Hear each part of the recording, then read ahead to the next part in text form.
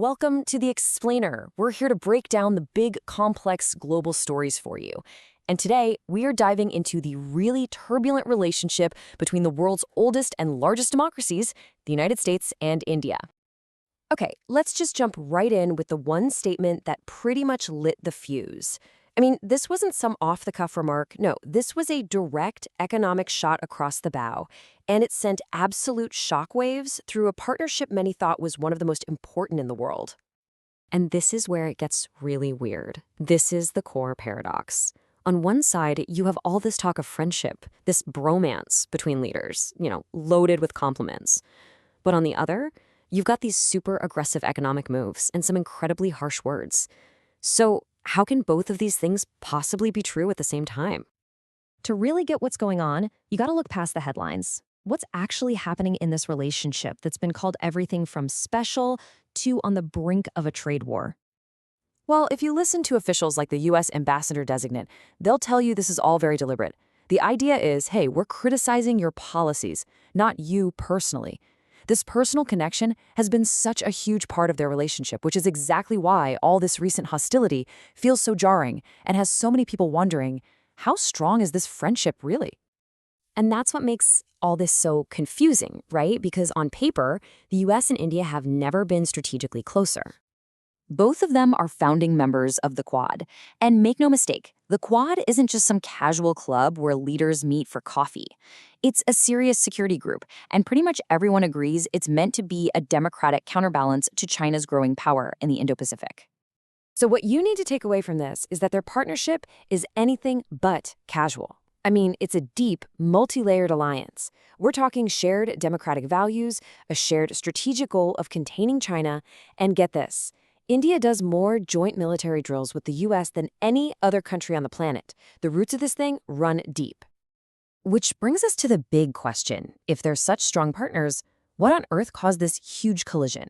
Well, it really comes down to a potent mix of two things, super cheap oil and, let's just say, a bit of a political grudge. And just look at this chart. The shift here is absolutely staggering. Before the war in Ukraine, India bought almost no Russian oil, just 2%. Fast forward to 2024, and it's around 40% of all their oil imports. I mean, it went from basically a rounding error to a massive chunk of their energy supply. This is the economic bomb at the center of the whole dispute. Now, if you ask New Delhi, they'll tell you this isn't about picking sides. For them, it's about pure economic survival. When you have 1.4 billion people, keeping energy affordable is everything. It's how you control inflation and keep the country stable. They say they're just making a smart business deal for cheap oil, and they're even sticking to the $60 price cap set by the G7. But this whole oil thing got thrown on the fire with something much more personal.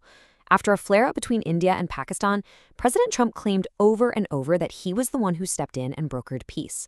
Now, for India, that's a huge problem. For decades, their foreign policy has been crystal clear, no third-party interference, especially with Pakistan. So when India publicly denied his claim, 2 days later, boom, new tariffs were announced. And this is where India basically says, hold on a second. This table is their core counter-argument. They look at this data and ask why they're getting hit with tariffs when the US and Europe are still buying billions of dollars worth of Russian stuff, from fertilizer to nuclear material. You can see why they'd call that a double standard, right? So all of this really points to the core idea that guides India's entire foreign policy, the principle that helps make sense of all its actions on the world stage. And that key concept is something called strategic autonomy. If you want to understand India's moves, you have to understand this idea. It's all about staying independent, making decisions based on what's best for India, and refusing to get locked into any single camp, whether it's Team America or Team Russia. As the Observer Research Foundation puts it so well, India sees its relationship with the US and its relationship with Russia as two completely separate things. It's a really delicate balancing act, right? They've got a deep strategic partnership with Washington, a long-standing defense relationship with Moscow, and a fierce drive to not let either one tell them what to do with the other. And this is why, despite all the tough talk and the fiery headlines, most experts say the relationship is, well, they call it sticky. The personal bromance might be over, but the deep connections, military, economic, the ties between their people are just too strong to be torn apart by one fight. It's not a perfect friendship, for sure, but it is a durable one. But let's zoom out for a second, because this whole fight, it might be way bigger than just two countries. It could actually be a symptom of a massive shift in how the entire world works. What we're seeing, really, are the early sketches of a new global order. Major powers that aren't in the West are getting closer, and groups like the Shanghai Cooperation Organization. Russia and China are building new energy pipelines that create economic routes that completely bypass the West. And frankly, Western attempts to isolate Russia have just slammed into the hard reality of other countries' economic needs.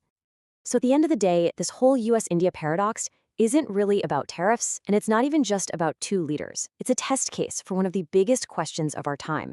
In a world that's splitting into competing sides, can a major power really go it alone and stay neutral? Or, sooner or later, is everyone forced to pick a side? That's the question that could define the next century.